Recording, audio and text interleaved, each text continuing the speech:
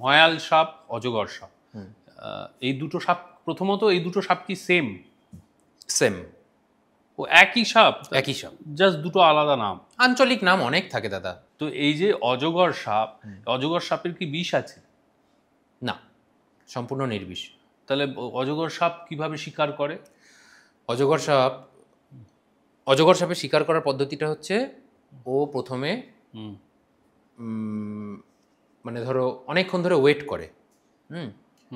ও অনেক রকমভাবেই চলতে পারে। ও কিন্তু ডিরেক্ট একদম সোজাভাবেও হাঁটতে পারে, আবার সাপ যেরকম এরকম এরকম করে হাঁটে, এরকম এরকম করেও যেতে পারে। সোজা যেতে পারে? একদম সোজাও যেতে পারে, কোনো নড়নচড়ন হবে না।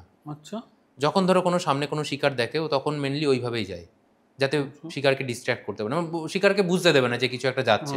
একদম সোজা আস্তে আস্তে আস্তে আস্তে মুভ করবে।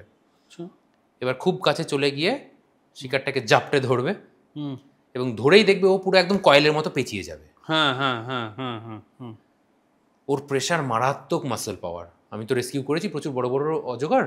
তাই করেছি অজগর? হ্যাঁ, অনেক বড় বড় অজগর রেস্কিউ করেছি, 12 ফুট 13 ফুট এরকম।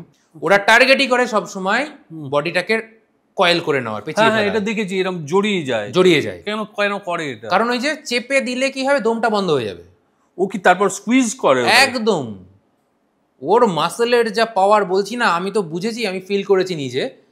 তো প্রত্যেকটা রেস্কিউয়ারই এই জিনিসটা ফিল করেছে। তারা জানে যে ওই একটা অজগর সাপ যদি ধরো হাত পেঁচিয়ে ফেলে, হাতের হাড় ভেঙে পর্যন্ত দিতে পারবে। এতটাও যদি তুমি ঠিকমতো কায়দা না করতে পারো, বাবা, হাড় ভেঙে দেবে ও। ততক্ষণ পর্যন্ত পাওয়ারটাকে ও বাড়াতেই থাকে, যতক্ষণ না পর্যন্ত হার্টবিটটা ও বুঝতে পারছে যে স্টপ হয়ে গেছে। ও তো সব ফিল করতে পারছে। আচ্ছা। ও ধরো আমাকে এইভাবে পেঁচিয়ে গেল, আমার ধরো শিরা উপশিরা সব তো একটা বিট তো হয়, ওই বিটটাও ফিল করে। যে মুহূর্তে থেকে দেখবে যে বিট স্টপ হয়ে গেল, তখন ও আবার লুজ দিয়ে দেবে, ছেড়ে দেবে। আচ্ছা। দিয়ে ও কি করবে, মাথার দিক থেকে ধরবে। ও, মাথার দিক থেকে ধরে গিলে খেয়ে নেবে।